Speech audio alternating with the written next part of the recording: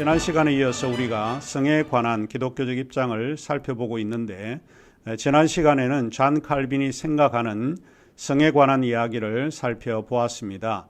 개혁주의 전통에서 성에 대해서는 어떤 생각을 가지고 있는지 칼빈을 통해서 잠시 언급을 해드렸고, 이 시간 이어서 계속해서 기독교 역사에서 나타나 있는 성에 대한 이야기가 어떻게 전개되고 있는지를 우리가 살펴보도록 하겠습니다. 기독교 역사에서 성에 대한 일반적인 생각을 우리가 요약해 볼 수 있는데, 아마도 이렇게 말할 수 있지 않을까 싶습니다.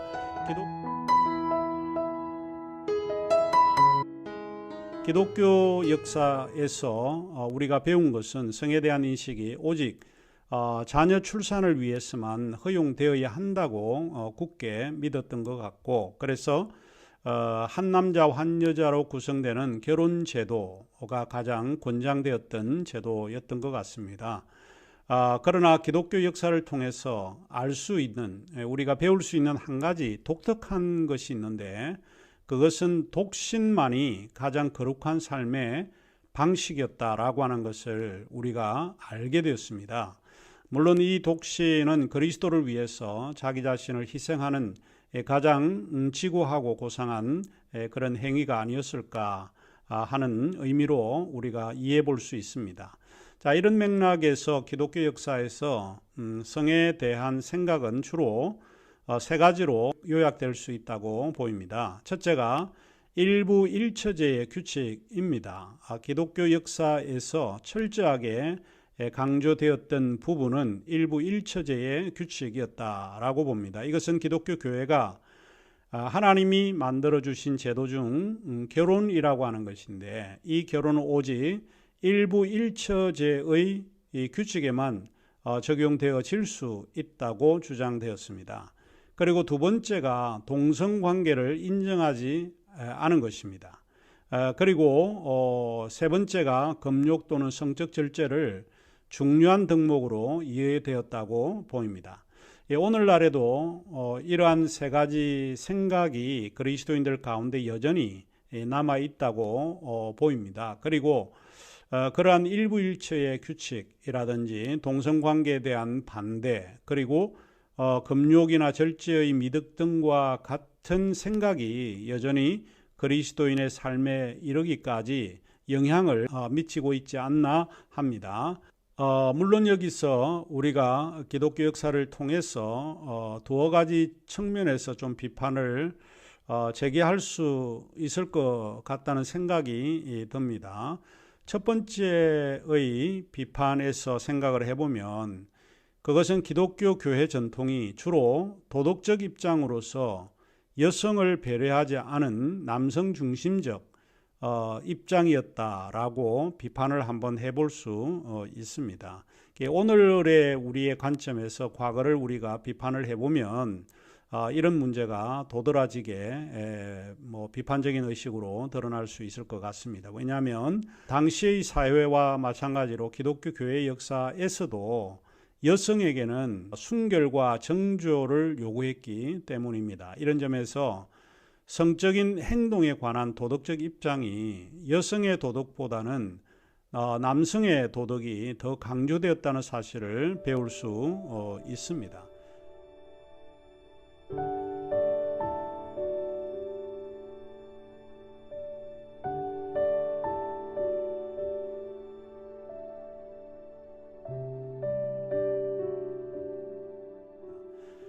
프랑스 철학자 미셸 푸코는 이렇게 역사에 나타난 여성의 성에 관한 도덕을 다음과 같이 표현을 했습니다.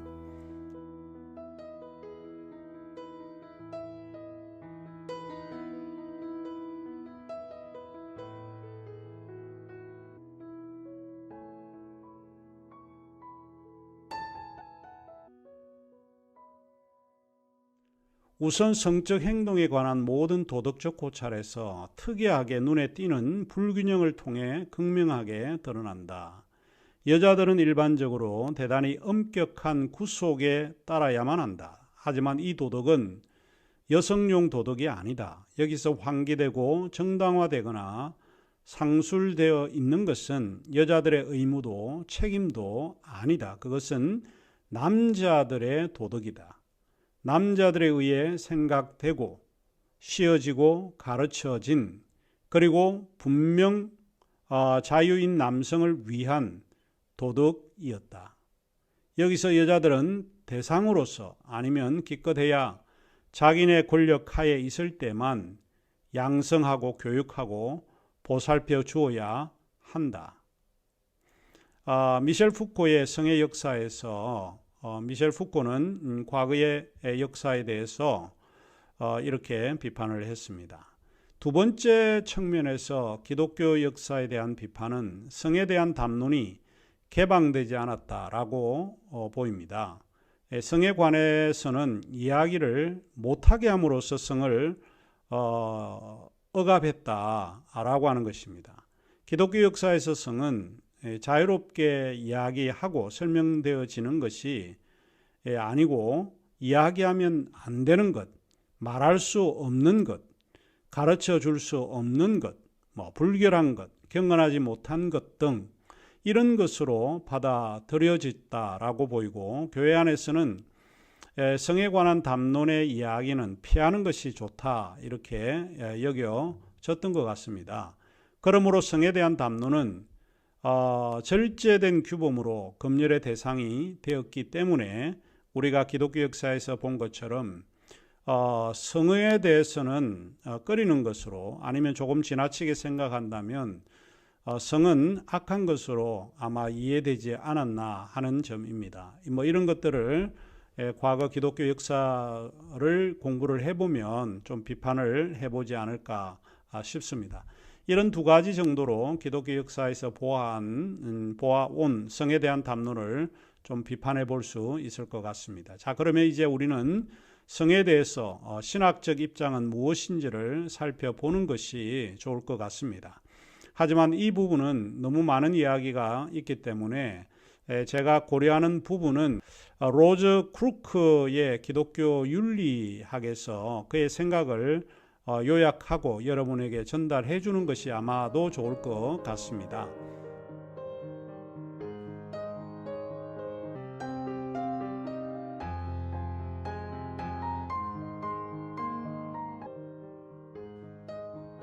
사실 이 문제를 다루기 위해서 로저 크루크는 이 책에서 성에 대한 신학적 의미를 언급하고 있고, 우리는 이 문제를 우선적으로 검토한 후에 우리들의 생각이 무엇인지 좀 정리해 보는 그런 시간을 갖고자 합니다. 로저 크루크는 노스캐롤라이나에 있는 여자 대학교인 메르디스 대학교의 교수입니다. 여기에서 종교와 성서를 가르치고 있는 교수인데요. 기독교 윤리학은 저희 학교의 기독교 윤리학 교수님이셨던 최봉기 교수님께서 오래전에 로저 크루크의 기독교 윤리학을 번역했습니다. 이 책은 많은 점에서 상당히 유익한 부분이 없지 않아 있습니다. 우선 우리가 지금 살펴보려고 하는 성에 대한 것도 다소 전통적인 그런 입장이긴 하지만 중요한 6가지 신학적인 의미를 제공하고 있기 때문에 살펴보려고 합니다. 그 신학적인 의미는 다음과 같습니다. 첫째로 성은 하나님의 선물이다 라고 하는 것입니다. 하나님께서 태초에 인간을 창조하실 때에 남자와 여자로 창조하심으로써 인간은 본래부터 성적인 존재로 지음을 받았습니다. 남성은 여성이 필요하고 여성은 남성이 필요한 존재입니다.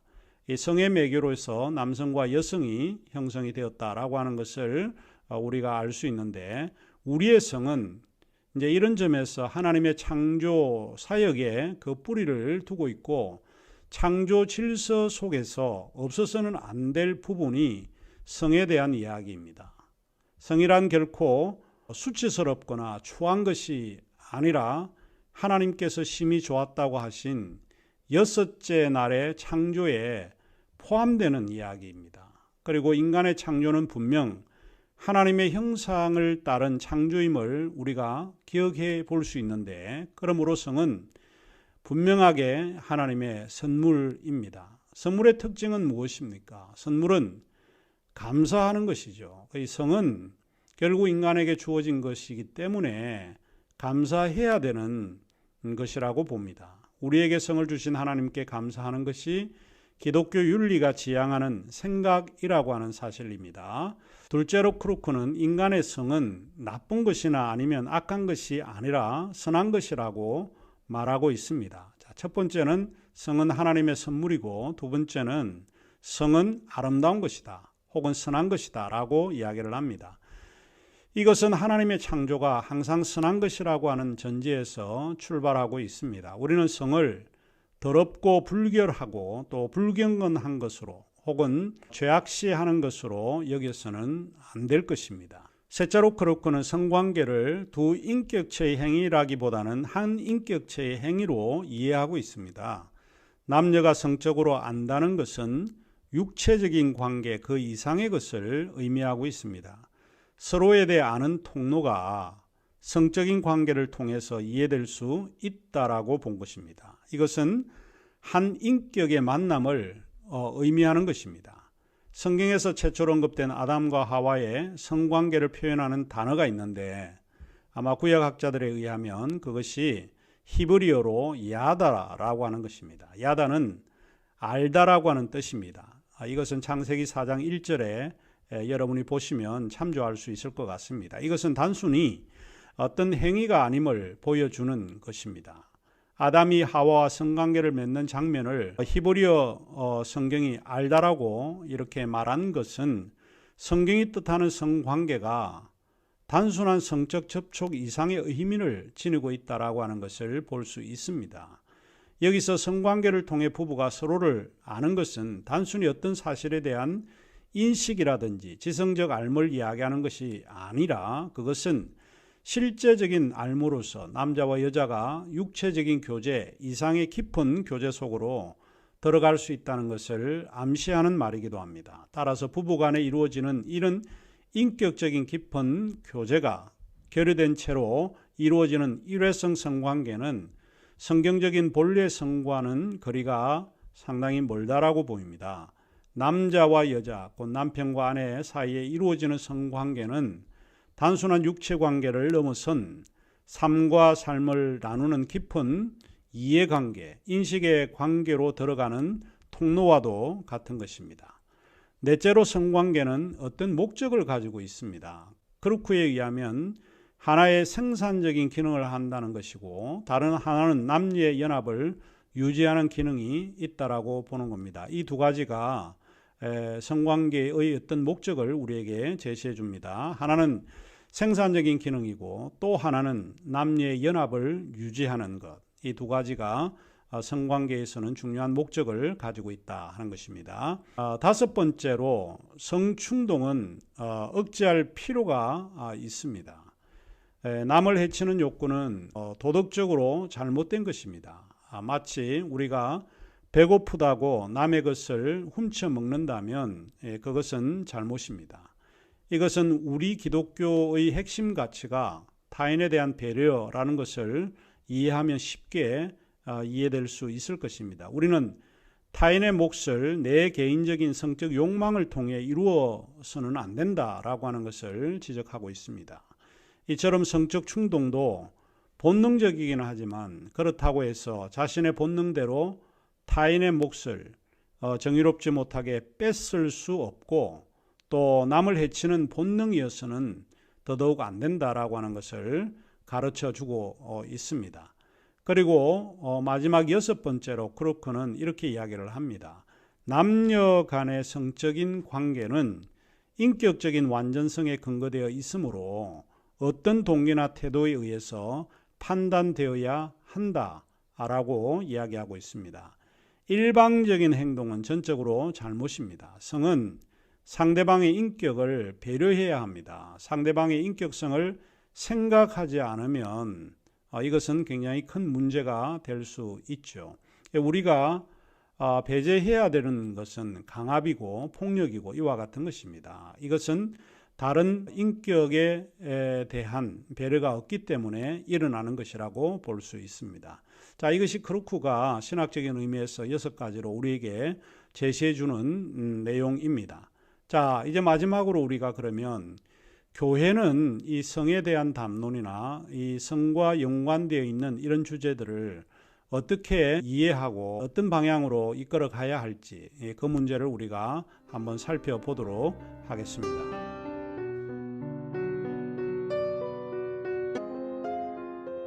교회는 어떤 일들을 해야 하는가 하는 문제입니다. 교회 공동체는 성의 문제에 대해서 어떤 일을 해야 하는가? 상당히 중요한 물음이라고 생각을 합니다. 제 개인적으로는 교회는 세 가지 기능적인 요소를 가지고 있다고 믿습니다. 첫째로 교회는 캐리그마의 기능이 있습니다. 캐리그마의 기능은 교회의 선포적 기능입니다. 매주일 교회에서 행하는 설교 이와 같은 것이 캐리그마이고 또 성경 공부 이런 것이 말씀에 대한 선포, 즉 강단의 사역이 중요한 요소입니다. 우리는 이 캐리그마 사역을 통해서 교인들이 말씀을 듣고 배우게 됩니다. 그런데 이 캐리그마의 그 기능에서 우리가 종종 배제하고 있는 부분이 있는데 그것은 성의 담론과 연관된 윤리적인 문제가 빠져 있다라고 하는 것입니다. 이런 구체적인 문제를 통해서 교인들은 성경과 더 가까이 갈 수 있을 것 같고 성경을 더 깊게 이해할 수 있다고 보여집니다.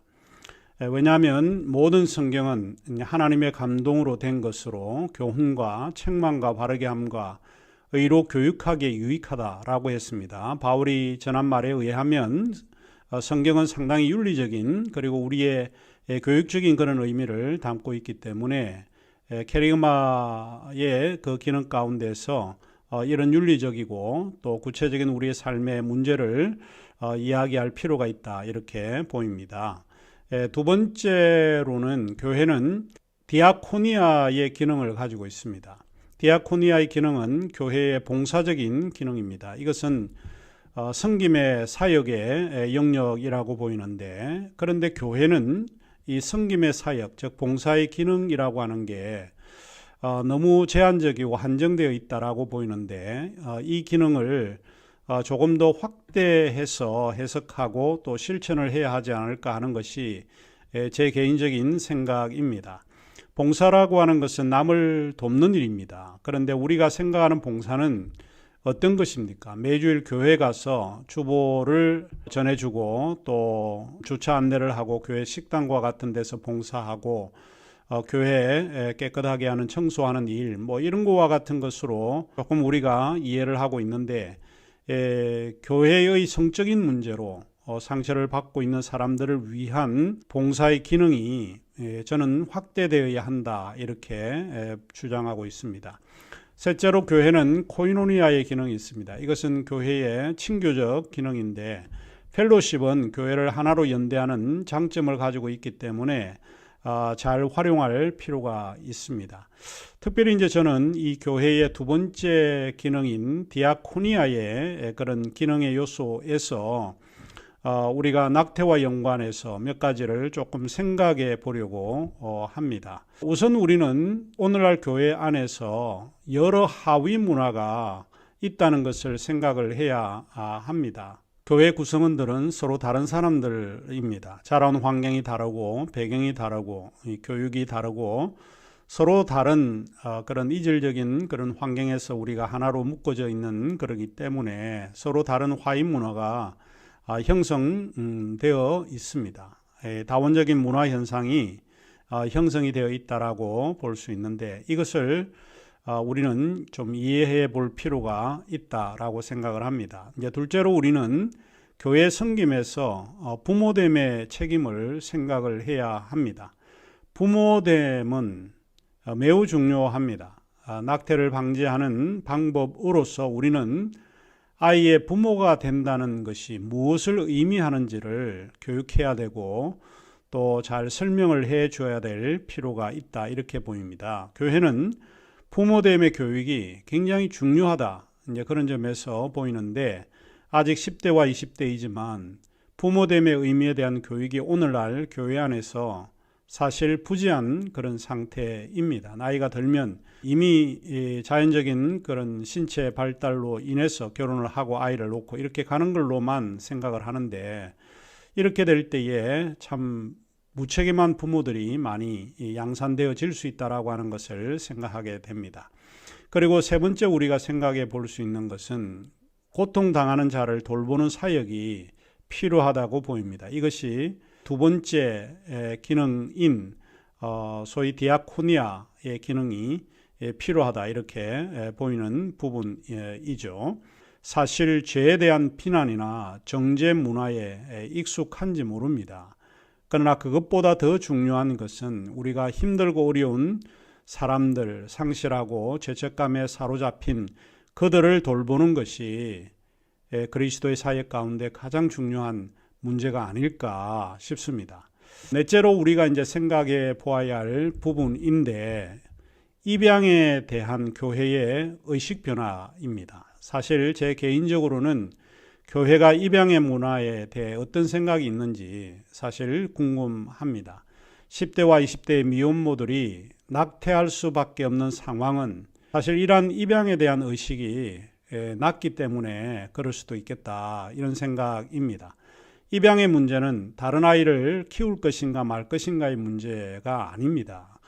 입양의 문제는 자녀의 의미가 무엇인지에 대한 그런 변화를 요구하는 것이라고 보입니다. 우리는 해외 입양으로 눈을 돌리고 있는데 아직도 우리는 입양 국가로 소위 불명예를 입고는 있지만 사실 우리가 이 문제에 대해서 깊이 좀 생각을 해보아야 되지 않을까 하는 생각입니다. 아직도 우리의 문화는 국내 입양을 권장하고 있지 않습니다. 이제 우리가 눈을 돌려야 되는 것은 국내 입양 같은 것도 우리가 깊게 이제 생각을 해야 될 필요가 있는 것입니다. 왜 이렇게 국내 입양에 대해서 꺼리는 건가? 이것은 내 가족, 내 친족이라고 하는 혈육의 관계에서만 살펴보게 되고 그것이 우리의 가족이라고 여기고 있기 때문에 그렇습니다. 우리는 혈육의 관계에서 이제 탈피해야 될 필요가 있는데 교회가 주도적으로 이런 일에 앞장설 수 있지 않을까 하는 게 제 개인적인 생각입니다. 예수님은 어느 날 길을 가다가 많은 제자들에 의해서 이런 이야기를 듣습니다. 저기에 당신의 모친이 옵니다. 당신의 형제 자매가 옵니다. 라고 이야기를 합니다.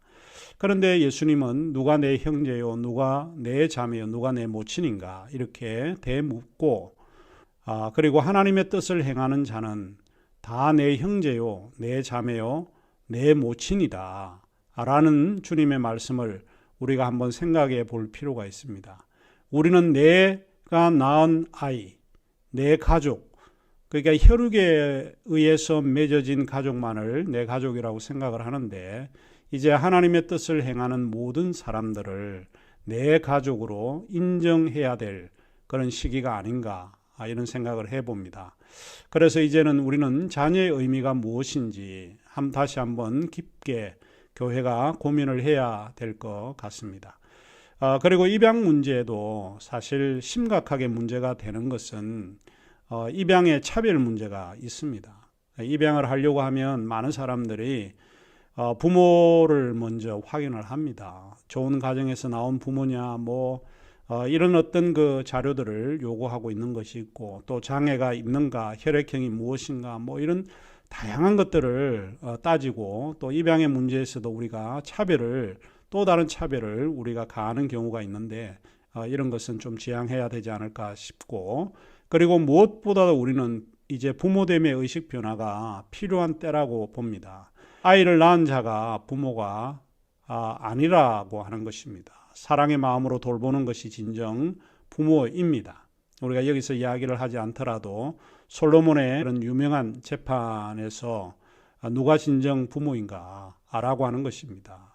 그런 것을 우리가 한번 생각해 보면 좋을 것 같습니다. 솔로몬의 판결에 대한 본문을 저희들이 읽어보면서 부모됨의 의미가 진정 무엇인지 한번 생각해 보려고 합니다. 솔로몬의 판결에 대한 본문은 열왕기상 3장 16절에서 28절에 나와 있습니다. 우선 이 본문을 살펴보면서 수업을 진행할까 합니다.